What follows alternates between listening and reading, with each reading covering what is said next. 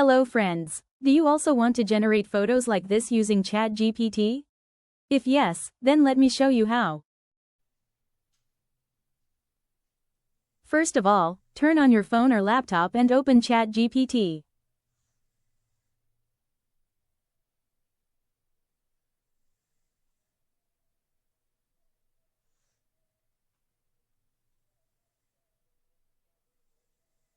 You just have to upload any photo here that you want to generate or transform.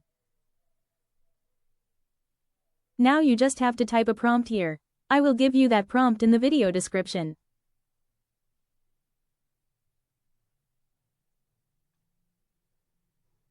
And click Generate.